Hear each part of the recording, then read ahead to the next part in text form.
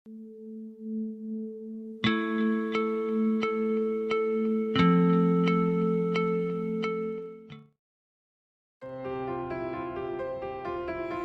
ini di Indonesia mengalami begitu banyak pencemaran yang terjadi. Salah satunya adalah pencemaran limbah industri. Masih banyak sekali masyarakat yang kurang akan adanya kesadaran dalam menjaga lingkungan sekitar. Limbah industri seperti limbah tahu dapat menimbulkan pencemaran yang terjadi di kawasan tersebut. Dan di video ini kami dari kelompok 12 akan menjelaskan secara rinci tentang permasalahan limbah industri tahu yang terjadi di Indonesia saat ini.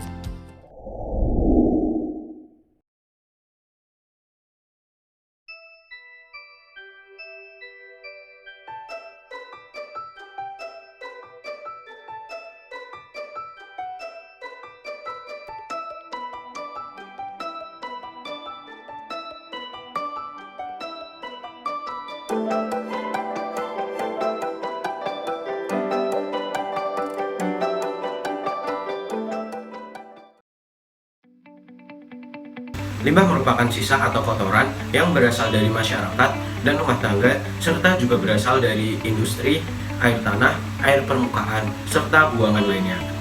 Limbah yang dihasilkan oleh industri ada dua jenis. Yang pertama ada limbah cair dan yang kedua ada limbah padat. Limbah cair industri sendiri mengandung beberapa bahan organik yang sangat tinggi, dan apabila dibuang ke lingkungan tanpa diolah terlebih dahulu akan mengakibatkan menurunnya kualitas tanah dan pencemaran terhadap lingkungan sekitar. Kandungan bahan-bahan organik dalam limbah industri tersebut memiliki bahan organik yang lebih tinggi dan dapat bertindak sebagai sumber makanan bagi mikroba. Industri pembuatan tahu sendiri atau makanan yang berasal dari kedelai, proses pembuatannya mengandung limbah tahu yang merupakan sumber pencemaran bagi manusia dan lingkungan sekitar. Limbah tersebut ternyata bila dibuang ke perairan atau lingkungan tanpa pengolahan yang jelas, maka akan mengakibatkan mematikan makhluk hidup dan termasuk jasad renik yang berperan dalam mengelola dan mengatur keseimbangan biologis di air. Limbah tersebut ternyata sangat mematikan bagi lingkungan sekitar.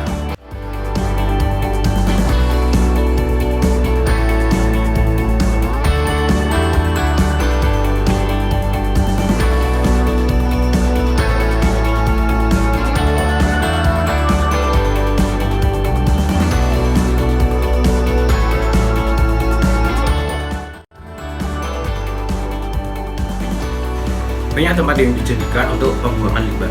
Limbah sendiri terdapat dua jenis, yaitu limbah cair dan limbah padat. Jika limbah cair, maka akan dibuang biasanya di sungai dan juga di tanah maupun yang lainnya. Jika dibuang di sungai, apabila limbah tersebut tidak mengalami pengolahan terlebih dahulu, maka akan mematikan ekosistem sekitar. Banyak ekosistem yang tinggal di dalamnya. Oleh karena itu, kita harus menjaga dan kita harus membuang limbah tersebut sesuai dengan prosedur yang berlaku. Jika limbah padat, banyak tempat yang dijadikan untuk pembuangan limbah tersebut. Sama seperti limbah cair, kita harus mengelola limbah padat tersebut sesuai prosedur agar nantinya ketika kita buang di tempat yang seharusnya, maka tidak akan mengakibatkan hal yang tidak diinginkan.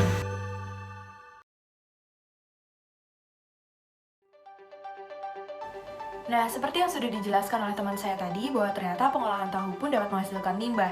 Namun, jangan salah sangka dulu teman-teman, limbah itu tidak selamanya buruk. Ternyata limbah juga dapat menghasilkan manfaat jika diolah dengan baik. Contoh saja, jika diolah menggunakan proses anaerobik, limbah tahu ternyata dapat menjadi energi biogas yang dapat digunakan oleh masyarakat. Energi biogas dapat digunakan untuk memasak, bahkan untuk tenaga listrik. Selain itu, limbah tahu pun dapat menggantikan pupuk urea untuk tanaman. Jadi, limbah tahu ternyata juga dapat berguna nih teman-teman untuk menyuburkan tanaman. Nah, dari sini kita dapat mengetahui bahwa limbah tidak selamanya buruk. Limbah juga dapat dijadikan manfaat untuk kehidupan di sekitar kita. Nah, tadi aku sempat nyinggung tentang proses anaerobik. Jadi, sebenarnya proses anaerobik itu apa sih? Proses anaerobik adalah proses biologis, proses di mana mikroba tidak bisa hidup bila ada udara, sehingga harus dalam keadaan tertutup dan tidak boleh ada udara masuk. Limbah organik akan diuraikan oleh mikroba menjadi metana dan juga karbon dioksida. Cara ini sangat cocok dengan karakteristik limbah cair tahu karena kandungan bahan organiknya yang cukup tinggi. Sehingga dalam proses anaerobik ini dapat dihasilkan energi berupa biogas. Bahkan, proses anaerobik tidak memerlukan lahan yang besar dan tidak membutuhkan energi untuk aerasi. Tadi aku juga sempat nyinggung tentang pembuatan pupuk organik cair dari limbah tahu. Caranya gimana sih teman-teman untuk membuat pupuk tersebut? Jadi menurut Bro Mas Zainuddin, beliau menjelaskan soal proses pembuatan pupuk limbah tahu tersebut. Untuk 60 liter limbah tahu, kita perlu menambahkan 2 kg daun serai, 5 kahat temulawak, 20 liter air kelapa, 1 liter alkohol, dan 2 liter bahan mikroorganisme. Setelah itu, kita mencampurkan berbagai bahan tersebut. Cairan pupuk organik cair tersebut diperam selama minimal 15 hari, dan semakin lama semakin baik. Nah, tentunya jika semakin lama, maka efek untuk kesuburan tumbuhan akan bertambah. Jadi, itulah teman-teman manfaat dari limbah cair tahu. Maka dari itu, tidak selamanya limbah itu buruk ya teman-teman. Ternyata, jika menggunakan cara yang tepat, limbah tahu juga dapat bermanfaat untuk masyarakat dan juga untuk tumbuhan. Oke teman-teman, yang akan kita bahas di sini adalah pencemaran limbah tahu. Pencemaran limbah tahu merupakan salah satu penyebab kerusakan lingkungan hidup dan dapat menyebabkan penyakit kepada umat manusia. Para industri tahu selalu melakukan apapun untuk mendapatkan keuntungan yang besar untuk kepentingan mereka sendiri. Hal ini sangat disayangkan, karena banyaknya pabrik tahu yang terdapat di Indonesia menyebabkan limbah tahu yang dihasilkan juga cukup tinggi. Maka dari itu sangat dibutuhkan kesadaran dari diri produsen untuk dapat mengubah dan mengolah limbah tahu sebaik mungkin.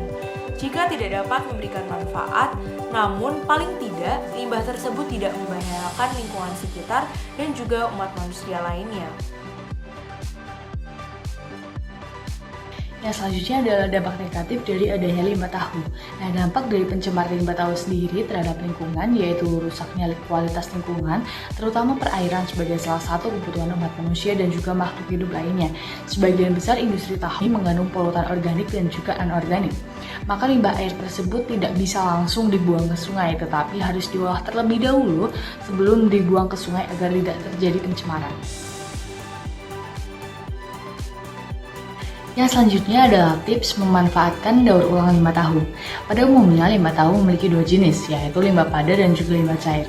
Dengan kedua jenis limbah tersebut, jika tidak secepatnya untuk didaur ulang, maka akan bisa menimbulkan permasalahan lingkungan sekitar. Limbah cair dan juga limbah padat sama-sama memiliki karakteristik yang berbeda. Oleh karena itu, perlu adanya cara ataupun teknologi yang bisa digunakan untuk mendaur ulang dan memanfaatkan limbah tahu sebaik mungkin. Dan di Indonesia sendiri, teknologi yang sering dilakukan untuk memanfaatkan limbah tahu yaitu dengan menggunakan 3 teknologi, yaitu pembekuan, pengeringan, dan juga fermentasi. Yang pertama adalah pembekuan. Pembekuan sendiri yaitu menyimpan bahan pangan dalam keadaan beku untuk mempertahankan kualitas dan memperbaiki penampilan makanan. Yang kedua ada pengeringan, yaitu cara untuk mengeluarkan atau menghilangkan sebagian air dari suatu bahan melalui penggunaan energi panas baik alami maupun buatan. Teknologi selanjutnya adalah dengan menggunakan teknologi fermentasi. Teknologi fermentasi sendiri yaitu teknologi pengolahan dengan menggunakan bantuan bahan lain yang berupa mikroorganisme, baik itu jamur maupun bakteri. Dan dengan cara ini bisa untuk membantu untuk mengurangi jumlah limbah tahu yang terurai dan juga bisa untuk mendaur ulang kembali sehingga limbah tahu masih bisa untuk digunakan. Indonesia merupakan salah satu negara dengan tingkat pertumbuhan penduduk yang sangat pesat. Dengan perkembangan penduduk yang begitu pesat, tak khayal bagi bangsa Indonesia untuk dapat memenuhi kebutuhan penduduknya yang sangat banyak. Hal ini tentunya juga diimbangi dengan pembangunan di sektor industri. Adanya pembangunan di sektor-sektor industri membawa dampak positif maupun negatif. Meningkatnya pencemaran lingkungan, khususnya pencemaran air, merupakan dampak negatif yang timbul dari perkembangan industri. Industri tahu menjadi salah satu penyumbang industri yang menyebabkan pencemaran air jika limbah dari kegiatan industri tersebut tidak diolah dengan baik. Banyak para pelaku industri tahu yang tidak dapat melakukan pengolahan limbah cair dikarenakan adanya penambahan biaya produksi. Padahal pada kenyataannya, limbah cair tersebut mengandung bahan-bahan organik terlarut yang cukup tinggi sehingga bisa menyebabkan pencemaran. Sebenarnya banyak sekali loh metode yang dapat digunakan untuk mengolah limbah cair produksi tahu tersebut. Salah satunya dengan metode elektrokoagulasi. Apa sih elektrokoagulasi? Elektrokoagulasi merupakan suatu metode elektrokimia yang melibatkan anoda dan katoda dengan menggunakan plat besi atau aluminium.